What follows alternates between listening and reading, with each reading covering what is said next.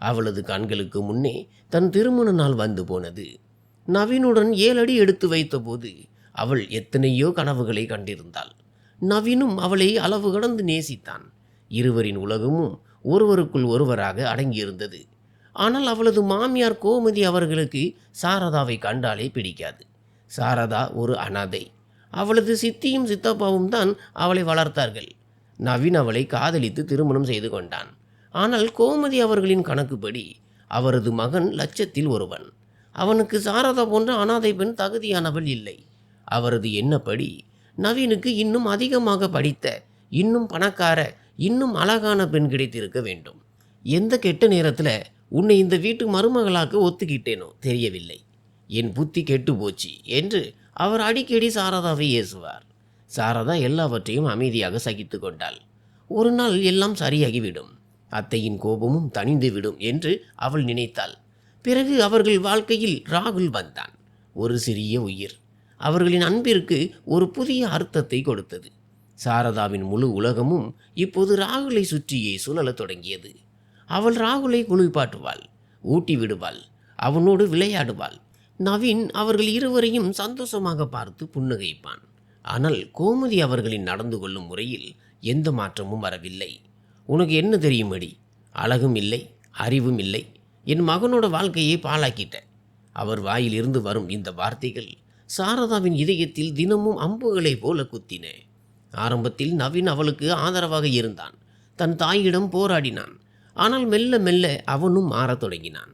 அவன் இப்போது இரவில் தாமதமாக வரத் தொடங்கினான். அவளிடம் பேசுவதை குறைத்து கொண்டான். ஃபோனில் மணிக்கணக்கில் யாருடனோ மறைமுகமாக பேசி கொண்டிருந்தான். சாரதா கேட்கும்போது வேலை அதிகம் என்று சாக்கு சொல்வான். அவனது சட்டைகளில் ஒரு தெரியாத நறுமணம் வீசியது. அது பெண்கள் உபயோகிக்கும் பெர்ஃப்யூம் நறுமணம். பிறகு ஒரு நாள் நவீனின் ஃபோனில் அவனது செயலாளரின் ஒரு மெசேஜை சாரதா பார்த்தாள். செல்லமே, இன்னைக்கு ராத்திரி வரைக்கும் என்னால் காத்துட்டு இருக்க முடியாது. அந்த ஒரு கணத்தில் சாரதாவின் நம்பிக்கை, அவளது அன்பு, அவளது எல்லாமே கண்ணாடியை போல உடைந்து நொறுங்கி போயின. அவள் நவீனிடம் இதை பற்றி கேட்டபோது அவன் ஆத்திரமடைந்தான். என் ஃபோனை தொட உனக்கு எப்படி தைரியம் வந்தது? சாரதா அழுது கொண்டே என் அன்பில் என்ன குறை இருந்தது என்று கேட்டாள். இதை கேட்டதும் நவீனின் கோபம் உச்சியை அடைந்தது. அவன் சாரதாவின் தலைமுடியை பிடித்து அவளது கன்னத்தில் ஒரு பலத்த அறவிட்டான். என் முன்னாடியே எதிர்த்து பேசுறியா? உன்னோட தகுதி என்னடி? அந்த நாளுக்கு பிறகு வீட்டின் சூழ்நிலை நரகமாக மாறியது. தினமும் சண்டை, தினமும் அடிதடி. நவீன் இப்போது பயங்கரமாகவே தன் செயலாளரை சந்திக்க தொடங்கினான். சாரதா ஏதேனும் கேட்டால் அவளை இன்னும் அதிகமாக அடிப்பான். இந்த மூச்சு திணறும் வாழ்க்கையில் இனி வாழக்கூடாது என்று சாரதா முடிவெடுத்தாள். அவள் தன் மகன் ராகுலை அழைத்து கொண்டு வீட்டை விட்டு வெளியேற முயன்றாள். ஆனால் நவீனும் கோமதி அவர்களும் அவளை தடுத்தார்கள். என் மகனை எங்கே கூட்டிட்டு போற? நவீன் கத்தி ராகுலை அவளது மடியிலிருந்து பிடுங்கி கொண்டான். இவன் என் மகனும் தான். சாரதா அலறினாள். இனி இல்லை, நீ இந்த வீட்டை விட்டு வெளியே போ. குழந்தையை பற்றி கேட்டால் அவன் இங்கே தான் இருப்பான். சாரதா உடைந்து போனாள். அவள் விவாகரத்து வழக்கு தொடர்ந்தாள். சட்டம் தனக்கு நீதி வழங்கும் என்று நினைத்து அது தன் மகனை தனக்கு திரும்ப பெற்று தரும் என்று நம்பினாள். நவீனும் அவளிடமிருந்து விவாகரத்து தான் விரும்பினான். ஆனால் சாரதாவுக்கு ஒன்று தெரிந்திருக்கவில்லை. பணத்திற்கும் அதிகாரத்திற்கும் முன்னால் நீதியும் குருடாகிவிடும் என்று. நவீன் நகரத்தின் மிக பெரிய அதிக கட்டணம் வசூலிக்கும் வழக்கறிஞரை அமர்த்தினான். அந்த வழக்கறிஞர் நீதிமன்றத்தில் சாரதாவை ஒரு பேராசை பிடித்தவளாக, நடத்தை கெட்டவளாக, கெட்ட தாயாக நிரூபித்தார். மைலார்ட், வழக்கறிஞர் கூறினார், இந்த பெண் என் கிளையண்ட் நவீன் அவர்களின் பணத்திற்கு ஆசைப்பட்டவள். இவளுக்கு வேறு ஒருவனுடன் கள்ள தொடர்பு இருந்தது. என் கிளையண்ட் இவளை கையும் களவுமாக பிடித்தபோது இவள் பொய் குற்றச்சாட்டுகளை சுமத்தி அவரை சிக்க வைக்க பார்க்கிறாள். சாரதா கதறினாள். பொய், இதெல்லாம் பொய். நவீனின் வழக்கறிஞர் பொய் சாட்சிகளை நிறுத்தினான். பொய் ஆதாரங்களை சமர்ப்பித்தான். அப்புறம் என்ன? தீர்ப்பு நவீனுக்கு சாதகமாக வந்தது. குழந்தையின் காவல் உரிமை நவீனுக்கு கிடைத்தது. நீதிமன்றம் சாரதாவை அவளது சொந்த மகனிடமிருந்தே பிரித்து விட்டது. ஆனால் காகிதத்தில் ஒரு சிறிய சலுகை வழங்கப்பட்டது. மாதத்திற்கு ஒரு முறை, ஒரே 1 மணி நேரம் மட்டும் அவள் தன் மகன் ராகுலை சந்திக்கலாம். சாரதாவுக்கு அந்த 1 மணி நேரம்தான் வாழ்வதற்கான ஒரே பிடிப்பாக இருந்தது. முதல் சந்திப்பின் நாள் வந்தது. சாரதா அதிகாலையிலேயே ராகுலுக்கு பிடித்த உணவுகளை செய்து எடுத்துக்கொண்டு நவீனின் வீட்டிற்கு சென்றாள். இத்தனை நாட்களுக்கு பிறகு தன் குழந்தையை பார்க்க போகிறோம், அவனை கட்டிப்பிடிக்கப் போகிறோம் என்று அவள் மிகவும் உற்சாகமாக இருந்தாள். ஆனால் அவள் வீட்டிற்கு சென்றபோது நவீன் வாசலிலேயே நின்று கொண்டு, சந்திப்பெல்லாம் கிடையாது, ராகுல் தூங்கிட்டு இருக்கான், இனிமே இந்த வீட்டு பக்கமே தலை வச்சு பார்க்கக்கூடாது என்று கூறி அவள் முகத்திலேயே கதவை சாத்தினான். சாரதா அந்த கதவின் முன் நின்று அழுது புலம்பினாள், கெஞ்சினாள், ப்ளீஸ் ஒரே ஒரு முறை என் குழந்தையை பார்க்க விடுங்க. ஆனால் யாருக்கும் அவள் மீது இரக்கம் வரவில்லை. அடுத்த மாதமும் அவள் சென்றாள். இந்த முறையும் அதே தான் நடந்தது. நவீன் அவளை தள்ளி வெளியேற்றினான். சாரதாவின் இதயம் தவித்தது. தன் குழந்தையின் ஒரு பார்வையை காண்பதற்காக அவள் ஏங்கினாள். ராகுலின் அழுத முகம்தான் அவள் கண் முன்னே நின்றது. நடந்து கொண்டே எப்போது சாலையின் நடுவே வந்தோம் என்பது கூட அவளுக்கு தெரியவில்லை. எதிரே வந்த ஒரு லாரியின் காதை பிளக்கும் ஹாரன் சத்தம் கேட்டது. பிறகு அவளது கண்களுக்கு முன்பாக இருள் சூழ்ந்தது. சாலையில் இரத்த வெள்ளத்தில் கிடந்த சாரதாவின் மூச்சு பேற்றற்று போனது. கூட்டத்தில் இருந்த யாரோ அவளை அடையாளம் கண்டு ஆம்புலன்ஸை அழைத்தனர். மேலும் சாரதா சிறு சிறு வேலைகள் செய்து பிழைத்து வந்த அந்த பெண்கள் காப்பகத்திற்கும் தகவல் தெரிவித்தனர். காப்பகத்தின் அமைப்பாளர் சுனிதா அவர்கள் உடனே மருத்துவமனைக்கு வந்தார். சாரதாவின் நிலைமை மிகவும் கவலைக்கிடமாக இருந்தது. அவளது முகம் மிகவும் கொடுமையாக சிதைந்திருந்தது. நர்ஸ் மற்றும் மருத்துவர்கள் அவளுக்கு சிகிச்சை அளிக்க ஏற்பாடு செய்தனர். மெல்ல மெல்ல நிலைமை சீரடைய தொடங்கியது. அவளுக்கு சுய நினைவு வந்தபோது அவளால் பேசவும் முடியவில்லை, நகரவும் முடியவில்லை. அவளது முழு உடலும் தாங்க முடியாத வலியால் துடித்தது. ஆனால் உடலின் வலியை விட அவளது இதயத்தில் வலி அதிகமாக இருந்தது. ராகுல் என் குழந்தை என்று அவள் மனதிற்குள் முணுமுணுத்து கொண்டே இருந்தாள். மெல்ல மெல்ல 2 மாத சிகிச்சைக்கு பிறகு அவளது உடலின் காயங்கள் ஆறின. ஆனால் ஒரு காயம் மட்டும் என்றென்றும் மாற முடியாததாக இருந்தது. எந்த நாளில் சாரதா தன் நடுங்கும் கரங்களால் கண்ணாடியை உயர்த்தினாலோ அந்த கண்ணாடியில் தெரிந்த முகம் அவளுடையதாக இல்லை. அது ஒரு அந்நிய முகமாக இருந்தது. விபத்து அவளது முகத்தை அந்த அளவிற்கு சிதைத்திருந்தது. அறுவை சிகிச்சைக்கு பிறகும் அவள் பழைய சாரதாவை போல காணப்படவில்லை. கண்கள் அவைதான், ஆழமான வலி நிறைந்த தாய்மையின் அன்பு நிரம்பிய கண்கள். ஆனால் பாக்கி அனைத்தும் பெருமளவில் மாறியிருந்தன. சாரதா கண்ணாடியில் அந்த புதிய முகத்தை பார்த்து கதறி அழுதுவிட்டாள். இது என் மகன் அம்மா என்று கூப்பிட்ட முகம் இல்லையே, இப்போது என் மகன் என்னை எப்படி அடையாளம் காண்பான்? அவள் காப்பக அமைப்பாளரை கட்டிப்பிடித்து கொண்டு அழுதாள். நான் என் அடையாளத்தையே இழந்து விட்டேனே. அவர் அவளை தேற்றினார். முகம் மாறுவதால் தாயின் பாசம் மாறிவிடாது. சாரதா, நீ இன்றைக்கும் ராகுலின் அம்மா தான். சாரதாவின் உடலின் காயங்கள் ஆறியிருந்தன. ஆனால் இப்போது அவளது மனதின் காயம், தன் மகனை பற்றிய கவலை, அவளது அன்பு, இவை அனைத்தும் அவளுக்கு ஒரு புதிய தைரியத்தை கொடுத்தன. அவள் ஒரு முடிவெடுத்தாள். அவள் இப்படி தோற்று போக முடியாது. தன் விதியை இப்படி விட்டுவிட முடியாது. அவள் கண்ணாடியில் தன் புதிய முகத்தை மீண்டும் பார்த்தாள். முதன்முறையாக அந்த முகத்தில் அவளுக்கு ஒரு நம்பிக்கை தெரிந்தது, ஒரு ஆயுதம் தெரிந்தது. அவள் நினைத்தாள், என்னால் சாரதா என்ற அடையாளத்தோடு என் மகனை சந்திக்க முடியாவிட்டால் வேறொரு அடையாளத்தோடு சந்திப்பேன். இப்போது அவளது வாழ்க்கையின் ஒரே நோக்கம் தன் மகனிடம் திரும்பி செல்வதுதான். விபத்திற்கு பிறகு அவள் மிகவும் பலவீனமாகவும் ஒல்லியாகவும் மாறியிருந்தாள். காப்பகத்தில் வேலை செய்யும் தென் மாவட்டத்து பெண்களோடு தங்கியிருந்ததால் அவளது பேச்சு முறையையும் வட்டார வழக்கையும் அவள் கற்றுக்கொண்டாள். அவற்றையே தனக்கான ஆயுதமாக மாற்றிக்கொண்டாள். அவள் ஒரு பழைய பருத்தி புடவையை அணிந்தாள். தன் மாறிய முகத்தை முந்தானையால் பாதியே மறைத்து கொண்டாள். தன் கண்களில் நிறைந்திருந்த பாசத்தையும் வலியையும் மறைத்து கொண்டு அவள் ஒரு புதிய பயணத்தை தொடங்கினாள். எந்த வீட்டின் வாசற்படியில் இருந்து இரக்கமின்றி துரத்தப்பட்டாலோ அதே வீட்டின் வாசற்படிக்கு அந்த பயணம் அவளை மீண்டும் கொண்டு வந்து சேர்த்தது. அவள் இப்போது சாரதா இல்லை. அவள் பெயர் செல்வி. இன்று சென்னையின் மிக உயர்தர பகுதியில் உள்ள அந்த பெரிய வீட்டின் வெளியே நின்று கொண்டிருந்தாள் செல்வி. அவளது கைகள் நடுங்கின. எத்தனையோ முறை வீட்டின் அழைப்பு மணியை அடிப்பதற்காக கையை உயர்த்தினாள். ஆனால் ஒவ்வொரு முறையும் கையை திரும்ப இழுத்து கொண்டாள். செல்வியின் மூச்சு வேகமாகி கொண்டிருந்தது. மனதில் ஒரு பெரிய புயலே வீசி கொண்டிருந்தது. கடைசியில் தைரியத்தை வரவழைத்து கொண்டு நடுங்கும் விரல்களால் மணியை அடித்தே விட்டாள். கதவு திறந்தது. எதிரே நவீன் நின்று கொண்டிருந்தான்.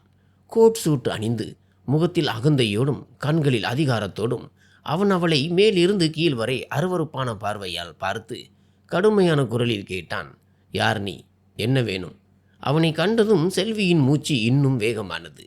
அவள் தனக்குள் இருந்த அனைத்து தைரியத்தையும் திரட்டி தென் மாவட்ட கிராமத்து பாணியில் தடுமாறும் குரலில் கூறினாள், வேலை வேணும் ஐயா, வீட்டு வேலையெல்லாம் செய்வேன். நவீன் எரிச்சலுடன் முகத்தை வைத்துக்கொண்டு, இங்கே எந்த வேலையும் இல்லை, போ கிளம்பு இங்கிருந்து. அவன் கதவை சாத்த போன போது உள்ளே இருந்து ஒரு குரல் வந்தது. நில்லுங்கள், யாரை விரட்டுறீங்க? ஒரு பெண் கழுத்தில் கனமான தங்க சங்கிலி, கைகளில் வளையல்கள், முகத்தில் மேக்கப் வெளியே வந்தாள். வேலை வேணுமா உனக்கு என்று அந்த பெண் கேட்டாள். ஆமாம் அம்மா, பக்கத்து வீட்டு அம்மா தான் என்னை அனுப்பினாங்க. செல்வி தலை குனிந்து கூறினாள். சரி உள்ளே வா, உன் பெயர் என்ன? செல்வி என் பெயரு, கிராமத்தில் இருந்து வந்திருக்கு என்று மெல்ல கூறினாள். செல்வி அந்த வீட்டிற்குள் அடி எடுத்து வைத்ததும் அவளது உடலே நடுங்கியது. அவளது கண்கள் எதையோ தேடுவது போல் அங்கும் இங்கும் அலைவாய்ந்தன. அப்போது படிகளில் இருந்து சிறுவன் ராகுல் இறங்கி வந்தான். அவனை கண்டதும் அவளது கண்களில் கண்ணீர் பெருகியது. அவள் இமைக்காமல் தன் குழந்தையே பார்த்து கொண்டிருந்தாள். அவளது கைகள் அவனை தொடுவதற்கும் அணைத்து கொள்வதற்கும் தன்னிச்சையாக முன்னேறின. ஆனால் உடனே அவள் தன்னை கட்டுப்படுத்தி கொண்டு முந்தானையை இன்னும் ஆழமாக இழுத்து மூடி வலிய வந்த கண்ணீரை இமைகளுக்குள்ளேயே அடக்கி கொண்டாள். குழந்தை அவளை பார்த்து புன்னகைத்து, நீங்க யாரு என்று கேட்டான். செல்வி என்ற ரூபத்தில் சாரதா இப்போது தான் எப்போது முதலாளியாக இருந்தாலோ அதே வீட்டில் வேலைக்காரியாக வேலை செய்து கொண்டிருந்தாள். அவளது கைகள் எந்திரம் போல் வேலை செய்தன. ஆனால் அவளது ஆன்மா ஒவ்வொரு கணமும் தன் மகன் ராகுலையே சுற்றி சுற்றி வந்தது. மாலையில் எல்லோருடைய துணிகளையும் துவைப்பதற்காக எடுக்கும்போது அவள் ஒரு சிறிய சட்டையை எடுத்தாள். அந்த சட்டை ராகுலுக்கு மிகவும் பிடித்தமானது. அதை தன் நெஞ்சோடு அணைத்து கொண்டு தன் மகனையே கட்டிப்பிடிப்பது போல அழுது புலம்பினாள். அவளது கண்ணீர் அந்த சட்டையை நனைத்தது. ராகுல், என் குழந்தையே, என் செல்ல மகனே, உனக்கு தெரியுமா, உன் அம்மா உனக்கு இவ்வளவு பக்கத்தில் இருக்கேன். ஆனால் உன்னால் என்னை அடையாளம் கண்டுபிடிக்க முடியலை. என்னால் உன்னை தொடக்கூட முடியலை. தூரத்தில் இருந்து பார்த்துட்டே இருக்கேன். ஒரு பிச்சைக்காரி கோவிலுக்கு வெளியே இருந்து சாமி கும்பிடுவது போல. அவள் அந்த துணிகளை மோப்பம் பிடித்தாள், முத்தமிட்டாள், நெஞ்சோடு அணைத்து கொண்டாள். அப்போது வெளியிலிருந்து திவ்யாவின் குரல் கேட்டது. ஏய் செல்வி, உள்ள செத்துட்டியா? 1 மணி நேரமாக உள்ள என்னடி பண்ணுற? வர்றேன் அம்மா. சாரதா அவசரமாக தன் கண்ணீரை துடைத்து கொண்டு வேக வேகமாக துணிகளை துவைக்க தொடங்கினாள். மறுநாள் மாலையில் ராகுல் விளையாடும் போது கீழே விழுந்து விட்டான். அவனது முழங்காலில் ஒரு சிறிய கண்ணாடி துண்டு குத்திவிட்டது. அவன் வலியால் அலறினான். சாரதாவின் இதயம் பதறியது. அவள் எல்லாவற்றையும் மறந்து ஓடி வந்தாள். ஆனால் அதற்குள் திவ்யா அங்கே வந்து விட்டாள். ராகுல் அழுது கொண்டிருந்தான். அம்மா, எனக்கு என் அம்மா கிட்ட போகணும். அவன் வழியில் தன் நிஜ அம்மாவை கூப்பிட்டு கொண்டிருந்தான். இதை கேட்டதும் திவ்யா கோபத்தில் கத்தினாள். என்ன சொன்ன? இன்னைக்கு உனக்கு உன் அம்மாவை ஞாபகம் வருதோ? அவள் உன்னை விட்டு விட்டு போயிட்டா. என் உயிரை வாங்குவதற்காகவே பிறந்திருக்கான். வாயை மூடு, இல்லைன்னா தோலை உரிச்சிடுவேன் என்று கூறிக்கொண்டே திவ்யா ராகுலை ஒரு அறை அறைந்தாள். நிறுத்து உன் நாடகத்தை. சாரதாவின் ரத்தம் கொதித்தது. அவள் திவ்யாவின் கையை பிடித்து கொண்டாள். அடிக்காதீங்க அம்மா, நீ எனக்கு சொல்லித் தர்றியா? உன் வேலையை பார்த்துட்டு போடி. திவ்யா அவளது கையை தட்டிவிட்டாள். அவள் ராகுலை இழுத்து கொண்டு உள்ளே சென்றாள். செல்வி அங்கே நடுங்கியபடி சுயசார்பற்று ஆதரவின்றி நின்று கொண்டு இருந்தாள். நவீன் ஆபீஸ் சென்ற பிறகு அவளது முன்னிலையில் உத்தம மனைவியாகவும் நல்ல தாயாகவும் நாடகமாடும் வீட்டின் தலைவி திவ்யா உண்மையில் முற்றிலும் வேறு ஒரு உலகத்தில் வாழ்வதை அவள் பார்த்தாள். அவளது உலகம் பார்ட்டிகள், ஷாப்பிங் மற்றும் தன் தோழிகளிடையே தன் பணக்காரதனத்தை காட்டுவதோடு மட்டுமே முடிந்திருந்தது. அன்றைய தினமும் அப்படிப்பட்டது ஒன்றுதான் நடந்தது. மதிய வேளையில் திவ்யா தன் தோழிகளுடன் கிட்டி பார்ட்டியில் இருந்து திரும்பியிருந்தாள். அங்கே ஏதோ ஒரு விஷயத்தில் தோழியுடன் சண்டை ஏற்பட்டு அவளது மூடம் மிகவும் மோசமாக இருந்தது. அவள் வீட்டிற்குள் ஒரு எரியும் எரிமலை போல் நுழைந்தாள். அது வெடிப்பதற்கு ஒரு சாக்கு போக்கை தேடிக்கொண்டிருந்தது. அந்த சாக்கும் உள்ளே நுழைந்ததும் கிடைத்தது. கோமதி அவர்கள் சமையல் அறையில் தனக்காக டீ தயாரித்து கொண்டிருந்தார். ஆனால் டீ கப் அவளது கையில் இருந்து நழுவி கீழே விழுந்து உடைந்தது. அந்த சத்தம் திவ்யாவின் காதில் விழுந்ததும் அவளுக்குள் இருந்த வெடிமருந்தில் யாரோ தீ வைத்தது போலானது. ஒரு வேலைக்கும் உருப்படாதவளே, உன்னை ஒரு நாள் முதியோர் இல்லத்துக்கு அனுப்பித்தான் மறு வேலை பார்ப்பேன். திவ்யா தொடர்ந்து விஷத்தை கக்கினாள். அருகில் வேலை செய்து கொண்டிருந்த செல்வியின் காதுகளில் அந்த வார்த்தைகள் ஈட்டியாக குத்தின. திவ்யாவின் அந்த அழகான முகம் இந்த நேரத்தில் விஷம் தோய்ந்ததாக மாறியிருந்தது. இன்று கோமதி அவர்கள் எவ்வளவு பலவீனமாகவும் ஆதரவின்றியும் இருந்தார். சரியா அந்த நேரத்தில் ராகுல் தன் வரைபட உலகத்தில் மூழ்கி சாயங்களில் தன் விரலை தோய்த்து டிராயிங் புக்கில் ஏதோ வரைந்து கொண்டிருந்தான். அதை தன் பாட்டிக்கு காட்ட விரும்பினான். ஆனால் அவசரத்தில் அவனது கையில் இருந்து ஒரு கலர் டப்பா சரிந்து வெளிநாட்டில் இருந்து வரவழைக்கப்பட்ட வெள்ளை நிற கம்பளத்தின் மீது விழுந்தது. சிவப்பு நிறத்தில் ஒரு பெரிய கரை கம்பளத்தில் பரவியது. அவன் தன் பெரிய கண்களால் முதலில் கீழே சிந்திய சாயத்தை பார்த்தான். பிறகு தன் சித்தியின் கோபத்தில் கொதிக்கும் முகத்தை பார்த்தான். பயத்தில் அவன் முகம் வெளுத்து போனது. ஒரு கணம் அங்கே அமைதி நிலவியது. பிறகு திவ்யாவின் அலறல் சத்தம் அந்த அமைதியை கிழித்தது. பொறுக்கி அவள் பசி கொண்ட பெண் சிங்கத்தை போல ராகுல் மீது பாய்ந்தாள். மிருகமே, என்னடா பண்ணி வச்சிருக்க? அவள் ராகுலின் பிஞ்சு கையை பிடித்து அவ்வளவு பலமாக முறுக்கினாள். குழந்தை வழியில் அலறினான். சாரி. 7 வயதான அந்த குழந்தையின் கன்னத்தில் ஒன்றன் பின் ஒன்றாக 2 பலத்த அறைகளை விட்டாள். அந்த சத்தம் எவ்வளவு பலமாக இருந்ததென்றால் அது ராகுலுக்கு விழுந்த அறை அல்ல, தன் சொந்த இதயத்தில் விழுந்த அறை போல் செல்வி உணர்ந்தாள். ராகுல் தரையில் விழுந்தான். ராகுலின் சிறிய கன்னங்களில் விரல் தழும்புகள் சிவப்பாக எழுந்தன. அவன் அளவில்லை. அதிர்ச்சியில் தன் மாற்றாந்தாயை பார்த்து கொண்டே இருந்தான். அவனது கண்களில் பயமும் ஆச்சரியமும் இருந்தன. பிறகு வலி உரைத்ததும் அவன் விம்மத் தொடங்கினான். இப்போது சாரதாவுக்கு பொறுக்க முடியவில்லை. அவளுக்குள் இருந்த தாய் இனி அமைதியாக இருக்க முடியாது. அவள் ஓடி வந்து ராகுலை இழுத்து தன் நெஞ்சோடு அணைத்து கொண்டாள். அவள் திவ்யாவின் கண்களை நேருக்கு நேர் பார்த்து நடுங்கும் கதறல் குரலில் கூறினாள், வேண்டாம் அம்மா, வேண்டாம். சின்ன குழந்தை. திவ்யா மீண்டும் தன் பழைய ரூபத்திற்கு வந்தாள். நடுவில் வர உனக்கு எவ்வளவு தைரியமடி? அவள் ராகுலை கோபமாக பார்த்து கடுமையான குரலில் அவனது அறைக்கு செல்லுமாறு கட்டளையிட்டாள். கோமதி அவர்களும் இதையெல்லாம் பார்த்து கொண்டிருந்தார். அவரது வயதான கண்களில் இன்று கண்ணீர் துளிர்த்தது. மாலை நவீன் வந்ததும் திவ்யா இனிமையான குரலில் பேசத் தொடங்கினாள். வந்துட்டீங்களா? ரொம்ப களைப்பாக இருக்கும்ல, வாங்க உங்களுக்கு சாப்பாடு எடுத்து வைக்கிறேன் என்று நவீனின் ஃபைல் மற்றும் பேக்கை வாங்கி கொண்டே கூறினாள். நவீன் புன்னகைத்தான். என் மேலே உனக்கு எவ்வளவு அக்கறை? சாரதா இதையெல்லாம் பார்த்து கொண்டிருந்தாள். இந்த நாடகம், இந்த போலித்தனம், திவ்யாவின் இந்த மாறிய ரூபத்தை பார்த்து அவளுக்கு அதிர்ச்சியாக இருந்தது. சாப்பிடும்போது நவீன் கேட்டான், ராகுல் எங்கே? அவன் அறையில் இருக்கான், ஹோம்ஒர்க் பண்ணிட்டு இருக்கான் என்று திவ்யா புன்னகையுடன் கூறினாள். ரொம்ப நல்ல பையன், படிப்பில் ரொம்ப கவனமாக இருக்கான். சாரதாவின் கைகள் இறுக்கமாயின. பொய், எல்லாமே பொய். அவள் ராகுலுக்காக உணவை சூடுபடுத்தி ரகசியமாக ராகுலின் அறைக்கு எடுத்து சென்றாள். ராகுல் தன் புத்தகங்களுக்கு இடையே தூங்கி போயிருந்தான். அவனது கன்னங்களில் அந்த அறையின் தழும்புகள் இன்னும் இருந்தன. சாரதா அவனை மெதுவாக எழுப்பினாள். செல்லம், எழுந்திரு, சாப்பிடு. ராகுல் தூக்க கலக்கத்தில் விழித்து பார்த்தான். தேங்க்யூ செல்வி அக்கா, நீங்கள் ரொம்ப நல்லவங்க என்று ராகுல் கூறினான். அன்று இரவு சாரதாவின் மனதிற்குள் ஒரு புயலே வீசிக்கொண்டிருந்தது. இன்று தன் மகன் தன் கண் முன்னே அடிபடுவதை அவள் பார்த்தாள். ஐயோ கடவுளே, அந்த பெண் என் குழந்தையை, என் உயிரின் துண்டை மிருகத்தை போல் அடிக்கிறாளே, என்னால் எதுவும் செய்ய முடியவில்லையே. இல்லை, இனிமேல் முடியாது. இப்போது அவளுக்குள் தீ மட்டுமே எரிந்தது. ஒரு தாயின் இதயத்தில் எரிந்த அந்த தீ அந்த வீட்டில் பலவற்றை எரித்து சாம்பலாக்கப் போகிறது. ஒரு நாள் இரவு ராகுல் திடீரென்று தன் அறையில் கத்தத் தொடங்கினான். அவன் கனவில் தன்னை ஒரு இருண்ட முடிவில்லாத பாதையில் தனியாக ஓடுவதாக கண்டான். அம்மா, அம்மா என்று கூப்பிட்டான். ஆனால் அந்த சத்தம் யாருக்கும் கேட்கவில்லை. அவனது அலறல் சத்தத்தை கேட்டு நவீனும் திவ்யாவும் பதறியடித்து எழுந்தனர். கோமதி அவர்களும் அறைக்கு வந்தார். என்ன ஆச்சு கண்ணா, என்ன ஆச்சு? நவீன் அவனை எழுப்ப முயன்றான். ஆனால் ராகுலின் கண்கள் மூடியிருந்தன. அவன் கத்திக்கொண்டே இருந்தான். எனக்கு இங்கே இருக்க பிடிக்கல, அம்மா, அம்மா.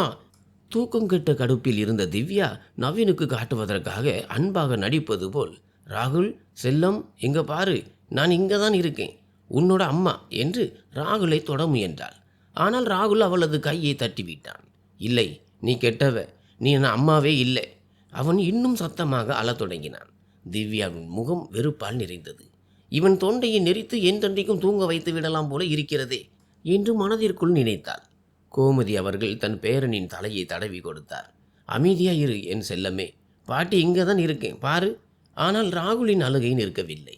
செல்வி வாசலில் நின்று அனைத்தையும் பார்த்து கொண்டிருந்தாள். அவளது மகன் துடித்து கொண்டிருந்தான். 3 பேர் அவனை சுற்றி இருந்தனர். இருப்பினும் அவன் தனியாகவே இருந்தான். சாரதாவால் அதற்கு மேல் தாங்க முடியவில்லை. அவள் மெதுவாக உள்ளே வந்து ராகுலின் கட்டிலுக்கு அருகில் சென்றாள். செல்வியின் கை ராகுலின் உடலில் பட்ட அடுத்த கணமே ராகுலின் அலறல் மெல்லிய விம்மலாக மாறியது. அவனது நடுங்கும் உடலுக்கு ஒரு தெரிந்த பாதுகாப்பான கரை கிடைத்தது போல உணர்ந்தான்.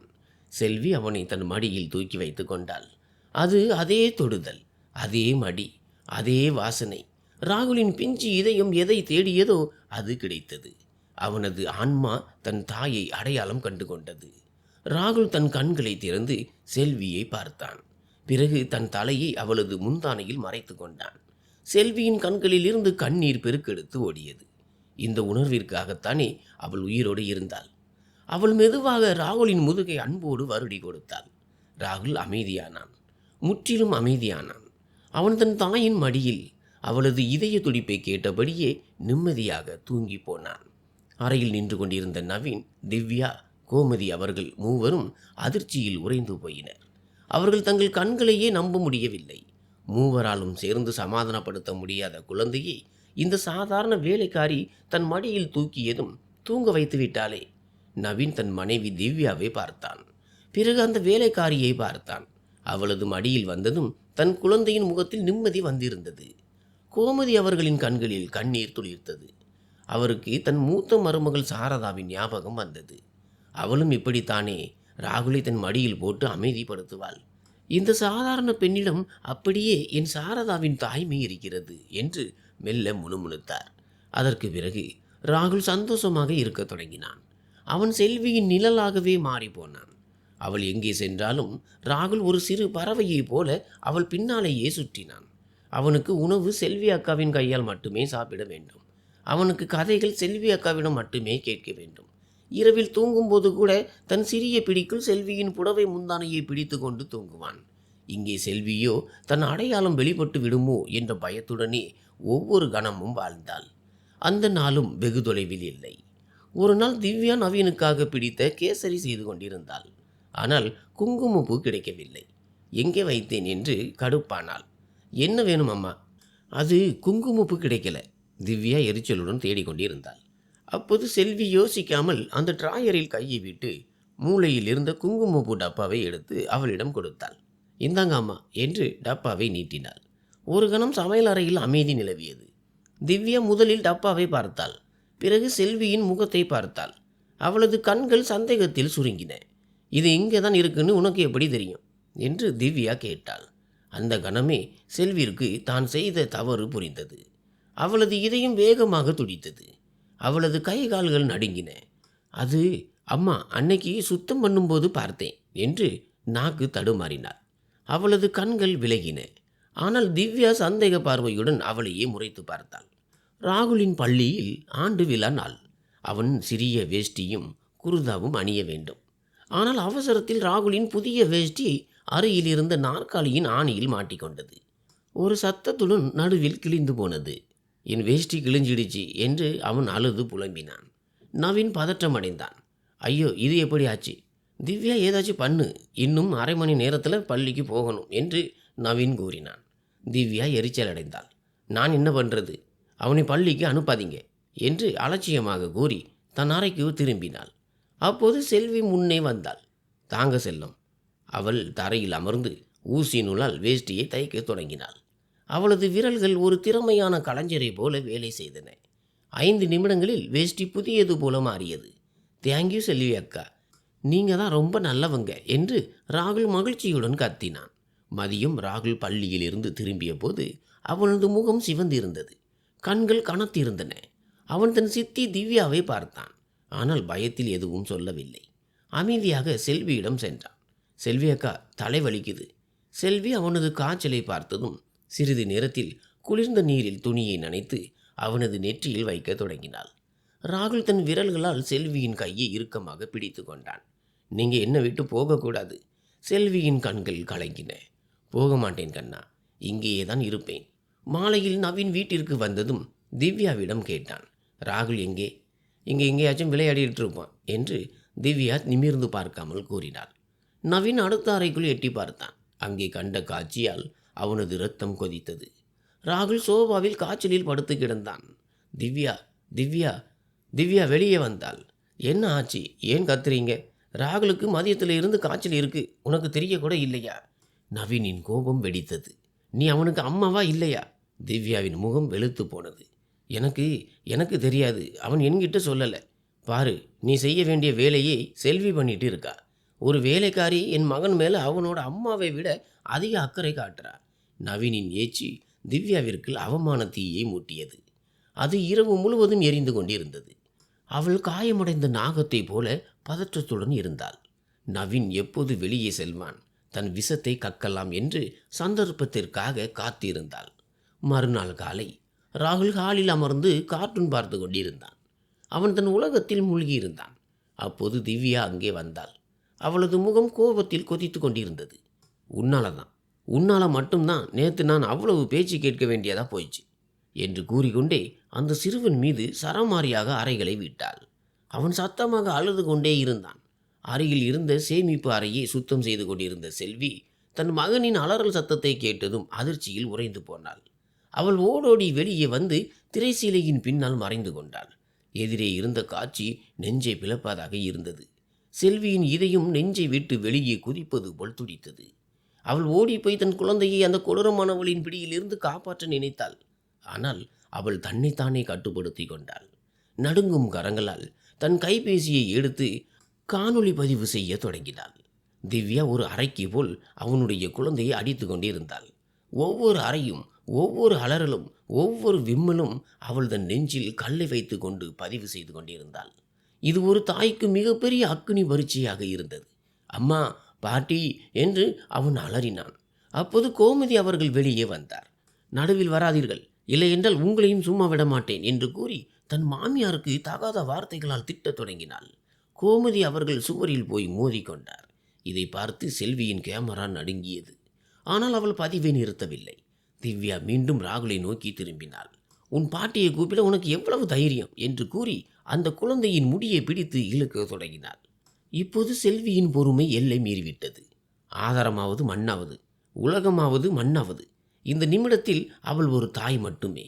அவள் ஒரு பெண் சிங்கத்தை போல திரைசீலைக்கு பின்னால் இருந்து பாய்ந்து வந்து திவ்யா மீது விழுந்தாள். ராகுலை மீண்டும் ஒரு அறை அறைவதற்காக திவ்யா உயர்த்திய கையை காத்திலேயே பிடித்து கொண்டாள். போதும், இனிமேல் இவன் மீது கை கூட வைக்காதே, நீ ஒரு மிருகம். அவளுடைய கண்களில் அப்படி ஒரு கோபம், அப்படி ஒரு நெருப்பு இருந்தது. திவ்யா 2 அடிகள் பின்வாங்கி போனாள். என் வீட்டை விட்டு வெளியே போ என்று திவ்யா காத்தினாள். உன் வேலை முடிந்தது. இல்லை, முதலாளி என்னை போக சொல்லும் வரை நான் எங்கும் போக மாட்டேன் என்று செல்வி உறுதியோடு கூறிவிட்டு அழுது கொண்டிருந்த குழந்தையை அழைத்து கொண்டு அறைக்குள் சென்றாள். திவ்யா கோபத்திலும் அவமானத்திலும் நடுங்கியபடி அங்கேயே நின்றாள். இன்று இந்த வேலைக்காரி அவளுக்கு வெளிப்படையான சவால் விடுத்திருந்தாள். இனி இந்த போராட்டம் வாழ்வா சாவா போராட்டம். மாலையில் நவீன் வீட்டிற்கு திரும்பியதும் திவ்யா உடனே தன் நாடகத்தை தொடங்கினாள். நவீன், இந்த செல்வி ராகுலை எனக்கு எதிராக தூண்டிவிடுகிறாள், குழந்தையை கெடுக்கிறாள் என்று திவ்யா புகார் கூறும் தொனியில் சொன்னாள். நவீன் அவளை ஆச்சரியத்துடன் பார்த்தான். அவள் வேலைக்காரி அல்ல, ஒரு எதிரியாகவே மாறிவிட்டாள். இனி இந்த பெண்ணை எப்படியாவது வெளியேற்ற வேண்டும் என்று திவ்யா தீர்மானித்து விட்டாள். சிறிது நேரத்திலேயே வீட்டில் திவ்யாவின் அலறல் சத்தம் கேட்டது. ஐயோ, கொள்ளை போயிட்டேனே, நாசமா போயிட்டேனே, என் வைர மோதிரம் எங்கே போச்சு? அவள் ஒரு தொழில்முறை நடிகையைப் போல கத்தி கொண்டே வெளியே வந்தாள். நவீன் எனக்கு முதலாவது திருமணம் நாளில் கொடுத்தது. லட்சக்கணக்கான ரூபாய் மதிப்புள்ளது. இங்கே இந்த மேஜை மீதுதான் கழற்றி வைத்தேன். நவீனும் கோமதி அவர்களும் பதறியபடி வெளியே வந்தார்கள். இங்கேயே எங்காவது இருக்கும். நவீன் அவளை அமைதிப்படுத்த முயன்றான். இல்லை, எங்குமே இல்லை. திவ்யா பைத்தியம் பிடித்தவள் போல் கத்தினாள். திருட்டு போயிருக்கிறது. திருடன் யார் என்று எனக்கு தெரியும். அவளது விஷம் தோய்ந்த பார்வைகள் சமையலறை வாசலில் கல் சிலை போல் நின்று கொண்டிருந்த செல்வியின் மீது நிலைத்தன. செல்வியின் இதயம் தூக்கி வாரி போட்டது. இந்த சதிவலை அவளுக்காகத்தான் பின்னப்பட்டது என்று அவள் புரிந்து கொண்டாள். அவளது கைகால்கள் பனி போல் குளிர்ந்து போயின. நீ என்ன சொல்கிறாய் என்று நவீன் கேட்டான். விஷயம் தெளிவுதான் என்று திவ்யா கத்தினாள். நான் இப்போதே இவளை சோதனையிடப் போகிறேன். இவள்தான் திருடி. அவள் ஒரு பசி எடுத்த ஓநாயை போல செல்வியின் அறையை நோக்கி ஓடினாள். நவீனும் கோமதி அவர்களும் அவளுக்கு பின்னால் சென்றார்கள். செல்வியின் அறையில் என்னதான் இருந்தது? ஒரு சிறிய கட்டிலும் ஒரு மரப்பெட்டியும். திவ்யா அந்த பெட்டியை திறந்து ஒவ்வொரு துணியாக தரையில் வீசி பார்க்க தொடங்கினாள். பிறகு துணிகளுக்கு அடியில் இருந்து தன் வைர மோதிரத்தை எடுத்தாள். இங்கே பாருங்கள் என்று வெற்றி பெற்ற கொடூரமான புன்னகையோடு கத்தினாள். நான் சொன்னேன் அல்லவா, திருடி. சாப்பிடும் தட்டிலேயே ஓட்டை போடுபவள் என்று. செல்வியின் கால்களுக்கு அடியில் இருந்து நிலமே சரிந்தது போல் இருந்தது. இல்லை அம்மா, கடவுள் மீது சத்தியமாக நான் எடுக்கவில்லை. அவளுடைய குரல் விம்மல்களிலும் அழுகையிலும் உடைந்தது. சும்மா இரு, ஒரு வார்த்தை கூட பேசாதே திருடி. திவ்யா அவளது கையை அவ்வளவு பலமாக பிடித்ததால் செல்வி வலியால் அலறினாள். நவீன், இப்போதே காவல் நிலையத்திற்கு தொடர்பு கொள். நான் இந்த திருடியை காவல்துறையிடம் ஒப்படைப்பேன். இவள் வாழ்க்கையை நரகமாக்குவேன். அப்பொழுது ஒரு குரல் கேட்டது. இல்லை, செல்வி அக்கா திருடி இல்லை. அனைவரும் ஒரே நேரத்தில் திரும்பி பார்த்தார்கள். கதவருகே சிறிய ராகுல் நின்று கொண்டிருந்தான். சித்திக்கு பயந்து நடுங்கிக் கொண்டிருந்தான். ஆனால் அவன் குரலில் யாராலும் மறுக்க முடியாத உண்மை இருந்தது. ராகுல் தம்பி, நீ உள்ளே போ. திவ்யா அவனை பயமுறுத்த முயன்றாள். இல்லை, ராகுல் முன்னால் வந்தான். நான் பார்த்தேன். நீ என்ன பார்த்தாய்? நவீன் முழங்காலிட்டு அமர்ந்து கேட்டான். ராகுல் தன் சிறிய விரலை நேராக திவ்யாவை நோக்கி நீட்டி, நான் பார்த்தேன். புதிய அம்மாதான் இந்த மோதிரத்தை செல்வி அக்காவின் பெட்டியில் வைத்தார். அக்கா சமையலறையில் இருந்தபோது என்று கூறினான். அறையில் மயான அமைதி நிலவியது. திவ்யாவின் முகம் வெளுத்து போனது. பொய், இந்த குழந்தை பொய் சொல்கிறது. எல்லாம் இந்த திருடி சொல்லிக் கொடுத்தது. அப்போது செல்வி நிமிர்ந்து நின்றாள். ஆமாம், சொல்லிக் கொடுத்தேன். எந்த திருடியும் சொல்லிக் கொடுக்கவில்லை. இவனுடைய தாய் சொல்லிக் கொடுத்தாள். எப்போதும் உண்மை பேச வேண்டும் என்று. அவள் தன் கைபேசியை எடுத்தாள். அதில் ஒரு சிறிய குழந்தையின் மீது மிருகத்தனமாக அவள் அடிகளை பொழிந்து கொண்டிருந்த காட்சி தெரிந்தது. செத்து தொலையே என்று திவ்யாவின் இந்த விஷக்குரல் அறை முழுவதும் எதிரொலித்தது. நவீன் அதிர்ச்சியில் உறைந்து போனான். அவன் உடல் நடுங்கியது. இதுதான் அவனது மனைவியின் உண்மையான அருவருப்பான முகம். இதெல்லாம் பொய். இது இவளின் ஏதோ ஒரு சதி. இது திருத்தப்பட்ட காட்சி. திவ்யா தன் கடைசி தோல்வி முயற்சியை செய்தாள். அவள் செல்வி மீது பாய்ந்து அவளது கைபேசியை பிடுங்க முயன்றாள்.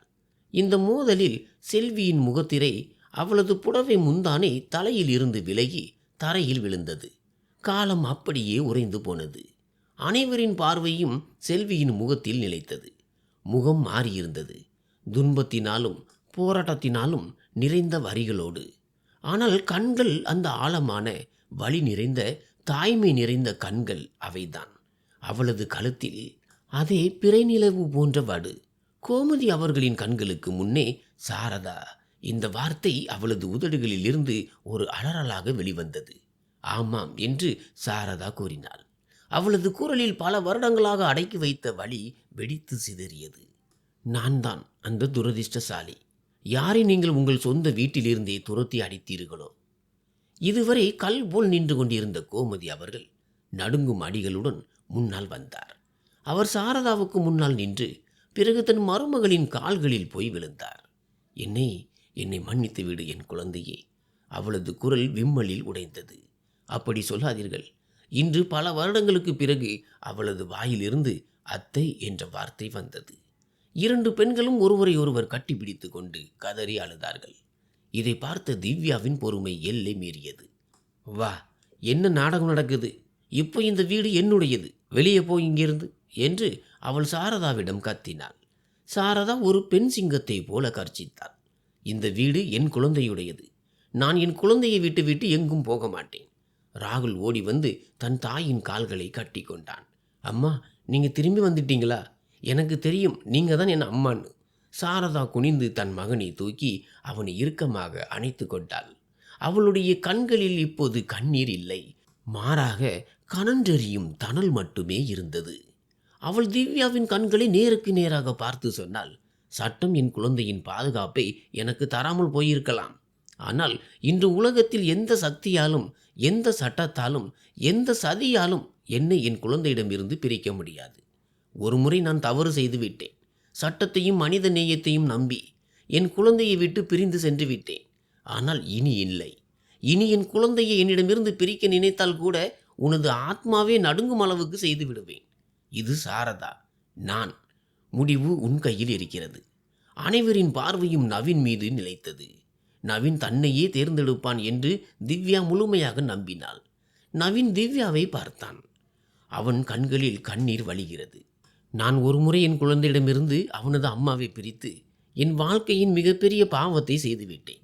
ஒரு குழந்தையிடமிருந்து அவனது அம்மாவை, அவனது உலகத்தை, அவனது அமைதியை பிடுங்கி கொண்டேன். என் கையாலே என் வீட்டின் சந்தோஷத்தை வெளியே அனுப்பிவிட்டேன். அது என் வாழ்க்கையின் மிகப்பெரிய, மிகவும் கேவலமான தவறு.